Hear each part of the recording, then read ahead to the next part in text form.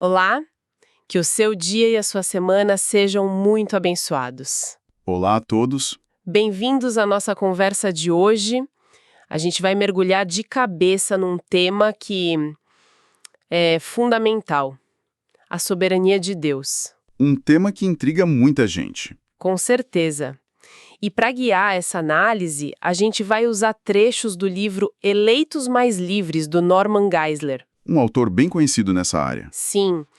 E ele já começa com uma frase do A.W. Tozer que, nossa, dá muito o que pensar. Qual é a frase? O que nos vem à mente quando pensamos a respeito de Deus é a coisa mais importante a respeito de nós mesmos. Uau, é forte. Muito. Então a nossa missão aqui hoje é desmontar o argumento do Geisler, sabe? Entender passo a passo como ele constrói essa ideia de soberania absoluta de Deus. E é um tema gigante, né?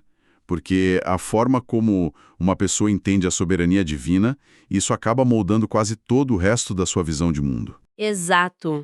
Não é só uma discussão teológica tipo abstrata. A fonte argumenta que essa ideia é a viga mestra que sustenta tudo, como se enxerga a história, o sofrimento, o bem, o mal. Até o propósito da própria vida. Exatamente. É o ponto de partida. Então, entender a lógica do autor aqui é fundamental. Perfeito.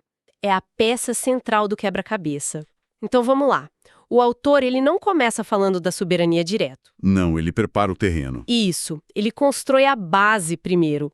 E o primeiro tijolo que ele coloca é a pré-existência de Deus. Ele cita passagens como ele é antes de todas as coisas. E também o Salmo que diz, de eternidade a eternidade, tu és Deus. Exato. A ideia não é só que Deus existia antes do universo, mas que ele existe, antes do próprio tempo. E essa noção de eternidade é um conceito que quebra a nossa cabeça, né? E... Porque nós somos seres temporais. Completamente. A gente vive numa linha reta. Passado, presente, futuro. E o livro faz uma distinção muito boa. A nossa imortalidade, se a gente acredita nela, ela tem um começo. A de Deus, não. Ele nunca começou a existir. Uhum. E estar fora do tempo, isso significa que a perspectiva dele sobre a realidade é radicalmente diferente da nossa. Isso muda tudo, né? A gente pensa no tempo como uma rua de mão única. Boa analogia. A gente percorre sem poder ver o que vem depois da curva, mas para um ser eterno, como o livro descreve, é como olhar o mapa da cidade inteira de uma vez só. Perfeito. Dá para ver a origem, o destino e todas as ruas tudo ao mesmo tempo. Exato. E é por isso que a eternidade, no argumento do Geisler, é a base para a onisciência, que a gente vai discutir daqui a pouco. Se você vê o mapa todo, você sabe o que acontece em cada esquina. Nada é surpresa. Faz todo sentido. E a partir daí, o autor amarra outras 3 ideias. A primeira é a criação. A fonte cita: todas as coisas foram feitas por intermédio dele. E é importante dizer, não é uma criação a partir de algo que já existia. Certo. É a criação a partir do nada. O famoso ex nihilo. O que filosoficamente é uma afirmação de poder. Absoluto. Com certeza, criar algo do nada é totalmente diferente de só remodelar o que já existe, né? Isso estabelece Deus no argumento como a fonte única de toda a existência. E logo depois da criação vem a sustentação. E esse ponto, para mim, foi bem marcante. Uhum. Não é que Deus criou o universo e, deu corda e deixou funcionando sozinho. O livro usa Hebreus, que diz que ele está sustentando todas as coisas por sua palavra poderosa. E essa ideia de sustentação contínua é um golpe direto no deísmo, né? Totalmente. Aquela visão de um Deus relojoeiro, que só dá a corda e vai embora. O que Geisler apresenta aqui é um envolvimento constante, necessário. A existência do universo depende da ação contínua dele, então. Exato. Se Deus retirasse esse poder por um instante, tudo, puf, voltaria ao nada. É uma dependência radical. E a terceira peça desse trio é a transcendência, ou seja, Deus está acima e além de tudo que criou. Sim, ele cita Efésios, um só Deus e Pai de todos, que é sobre todos. Ele não é uma parte do universo, mas está fora e acima dele. Uhum. E o que é fascinante na estrutura do autor é a interdependência desses pontos. Criação, sustentação, e transcendência. Elas se conectam. Totalmente. Juntos, eles formam a imagem de um ser que não é um observador distante, mas que está intimamente envolvido. E, ao mesmo tempo, é totalmente outro. Ok, então com essa base montada, eterno, criador, sustentador e transcendente, o argumento começa a ganhar tração. É aqui que a coisa fica interessante. É aqui que entram dois atributos que todo mundo já ouviu falar, mas as implicações são enormes: onisciência e onipotência. Vamos começar pela onisciência, o conhecimento de todas as coisas. O autor usa um salmo que diz: é impossível medir seu entendimento. A escala disso é total. Não é só saber muitos fatos, é um conhecimento exaustivo. Ele sabe o fim desde o começo, né? Isso, como diz Isaías. E o mais impressionante, sabe os pensamentos, as intenções secretas.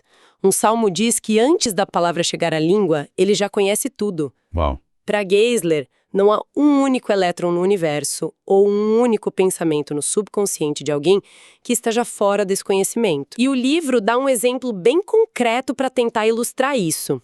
As 200 predições sobre o Messias que teriam se cumprido séculos depois. Sim, a ideia é mostrar que esse conhecimento do futuro não é um palpite bem informado. É uma certeza. Certo. E esse conhecimento absoluto é um pilar indispensável para o conceito de soberania que ele está construindo. Se Deus conhece cada detalhe, passado, presente e futuro, então nada pode frustrar o plano dele. Porque não existem variáveis para ele. Exatamente. Tudo já é conhecido. E junto com saber tudo vem o poder para fazer tudo, a onipotência. Uhum. O autor nos lembra da pergunta de Deus a Abraão: existe alguma coisa impossível para o Senhor? Ele usa os milagres de Jesus como demonstrações desse poder. Andar sobre as águas, ressuscitar mortos. Isso. Um poder que não está sujeito às leis da natureza, porque foi ele que criou as leis da natureza. Mas é aqui que Geisler, a nossa fonte, introduz uma qualificação filosófica crucial. Que seria? Ele argumenta que poder fazer tudo não significa poder fazer o que é logicamente impossível, ou o que vai contra a própria natureza de Deus. Certo, o famoso paradoxo. Deus pode criar uma pedra tão pesado que ele mesmo não consiga levantar? Como a fonte lida com isso? Exato. Geisler se alinha com a visão teológica clássica. Ele argumenta que isso não é uma limitação de poder, mas uma expressão de perfeição. Ah, entendi. Por exemplo, o livro cita a Bíblia dizendo que Deus não pode mentir. Ele também não pode criar um círculo quadrado. Porque seria uma contradição lógica. Precisamente. Mentir iria contra a sua natureza de verdade absoluta. A onipotência, nessa visão, não é o poder de fazer o absurdo, mas o poder infinito de fazer tudo o que está em harmonia com sua natureza perfeitamente racional e boa. É uma definição de poder como consistência, então. Perfeito. Não como capacidade para o caos. Ok, então vamos juntar as peças. Temos um ser que, segundo a fonte, existe antes do tempo, criou tudo do nada, sustenta tudo, está acima de tudo, sabe de tudo e pode tudo que é consistente com sua natureza. Uhum. Se a gente aceita todas essas premissas, a conclusão parece inevitável, né? É exatamente essa a conclusão a que o autor nos leva. A soberania para ele não é um atributo isolado, mas o resultado lógico de todos os outros. É o que emerge quando se juntam as partes. Exato. Ele usa passagens de Isaías que são bem diretas. Meu propósito permanecerá em pé, e farei tudo o que me agrada. E depois, o que eu disse, isso farei acontecer. O que planejei, isso farei. Nossa, muito direto. É um controle ativo, intencional e eficaz. Não é só um título. E o livro então começa a explorar o alcance desse controle. E aí entra em áreas que são bem mais difíceis de digerir. Sim. Por exemplo, o controle sobre os acontecimentos humanos, a história. Ele cita que o coração do rei é como um rio controlado pelo Senhor. Ele o dirige para onde quer. Isso é muito forte. É fortíssimo. A fonte também usa as profecias de Daniel, que prevêem a ascensão e queda de impérios. Babilônia, Pérsia, Grécia, Roma. Certo. Como evidência de que a história não é uma sucessão de acidentes, mas um roteiro sendo executado. E não para no mundo visível. O livro argumenta que o controle se estende também ao mundo invisível. Tanto para o bem quanto para o mal. No lado do bem, fala dos anjos que recebem ordens diretas. Mas o ponto que realmente me fez parar foi o controle sobre as forças do mal. Sim, essa é talvez a parte mais complexa do argumento todo. A fonte usa uma história de um rei sobre um espírito mentiroso que é enviado por Deus para enganar um rei. O rei Acabe. Espera um pouco, essa parte é complicada. Se Deus envia um espírito mentiroso, como isso não o torna cúmplice do engano? Parece contradizer a ideia de que ele não pode mentir, que a gente acabou de falar. Essa é a pergunta de $1 milhão. E a fonte tenta responder, não negando o controle, mas definindo a natureza dele. E como ele faz isso? A perspectiva de Geisler é que Deus não é o autor do mal, mas ele, soberanamente, permite e usa as ações malignas para cumprir seus próprios propósitos bons. A história de Jó? É o exemplo clássico que o livro usa.